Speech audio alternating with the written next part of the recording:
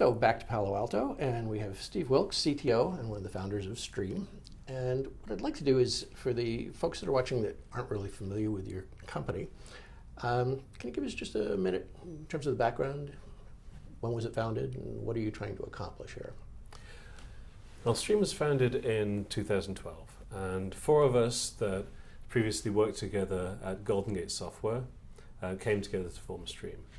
So Golden Gate Software was acquired by Oracle in 2009, and it was in the business of moving database transactions from one database to another. And and in doing that, there was a number of different business use cases that were solved, from creating a database replica or creating a read-only instance, et cetera, et cetera. And while we were talking to our customers, something that came up pretty often was, you guys are great at moving data. Can we look at it while it's moving?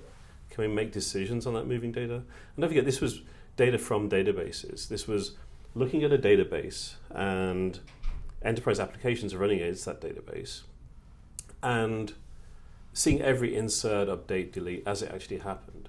So really being able to kind of tap into what was happening, the activity in that database, and see that in real time. But Golden Gate was just moving it into another database.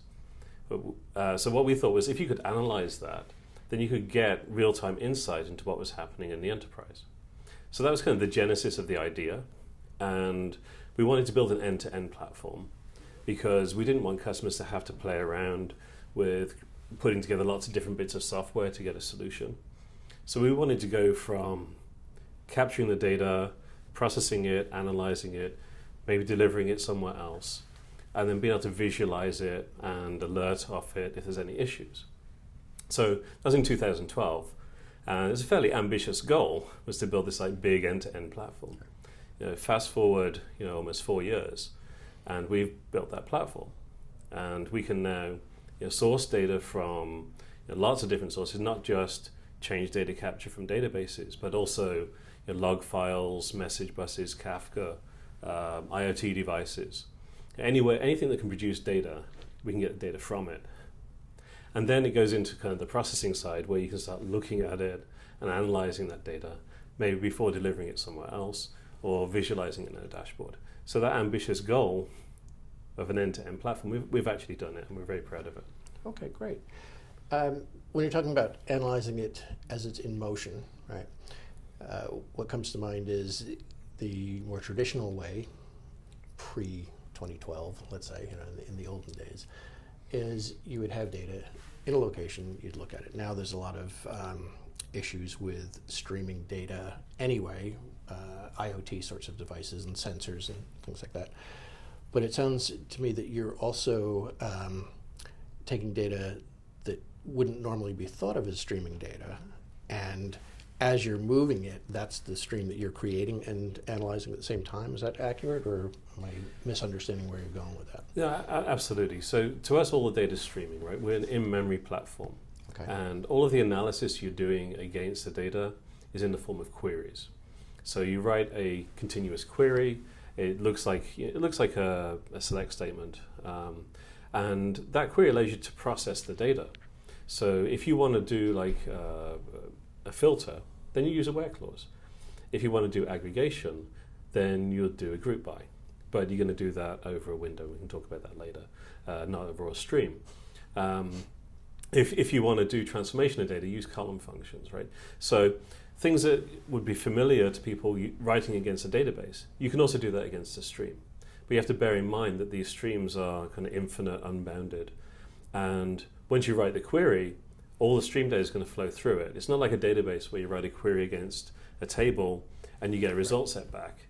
Here, you write the query and throw the data through it. As long as there's more data, the query will keep on producing results endlessly. So that's kind of how we do the processing. And if you go back and you think, well, how do you get that streaming data? That was really one of the kind of key differentiators of our platform.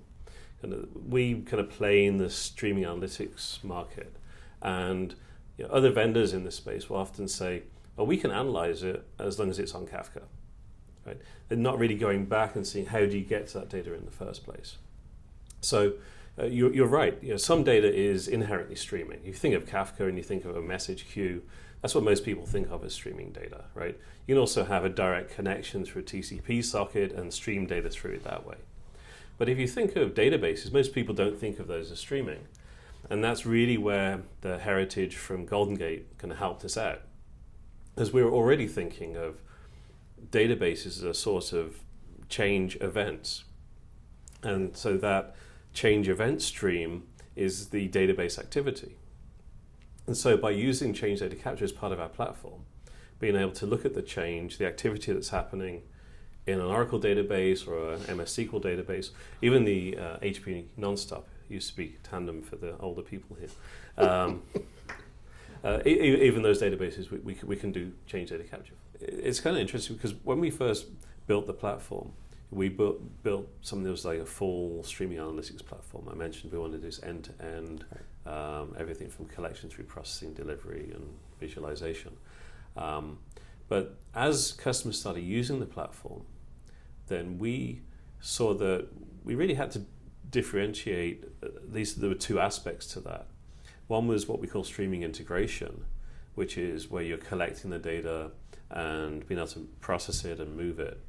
And then there's the kind of streaming intelligence, which is the analytics side, where you're starting to look for patterns and look for deeper analytics on that to really understand what's happening right now and be able to visualize it. And that's incidentally, that's where the two I's in the Striim come from. It's integration and intelligence. Okay. You talked about the second I being intelligence. Can you give me just a little more depth in that in terms of what sort of analytics are you dealing with here? Is it all internal? Is that customer facing? How does the analysis work? So there's a number of different ways that you can do analytics. So the first one is correlation, where you're looking for things that match, and they can match in time. So an example would be that you have two streams coming in that go into two 30-second windows.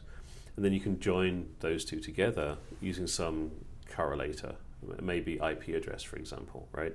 So you're saying, if anything happens in this data stream, I'm looking for something that matches it within 30 seconds in this other data stream, and vice versa. So you can do that kind of correlation. And we have customers doing that today for pretty complex network address translation lookups. And we see that all the time with our customers, that once you have a stream of data, or you have multiple streams of data, you can start to think of different purposes for them. And when you start joining things together, you can get even more interesting things. Like you're monitoring your web logs. If you join that with a stream that's monitoring kind of the system health, CPU usage, disk usage, maybe database activity, you can start to get a really good picture of what's happening in your data center and how things happening maybe on your database server can affect other pieces, and get this whole correlation going between different streams. So you can join what they're doing right now with what they've done in the past and make better decisions. So if in the past it seems that, well, this guy often puts stuff into a shopping cart, and then if he leaves, he doesn't really do anything for like 3 minutes, he's going to forget about it and not buy.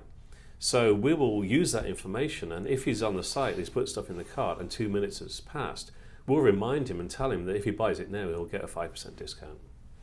So that's really where the combination of the real-time information joining with historical context is really, really important.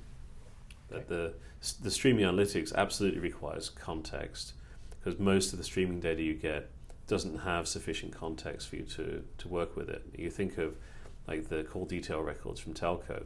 If they have like a subscriber identifier, that's just a hex code. Doesn't tell you much, but that subscriber identifier, if you join that with what you know about the customer, you start to get much more insight into what's really happening. So, and that's just like context information, maybe just who the person is. But if that customer also has a model associated with them based on what you know they've done in the past, then you start to get something like really behavioral powerful. Model. Yeah. Great. Well, thank you for coming in. This is fascinating stuff. It's been a pleasure talking with you.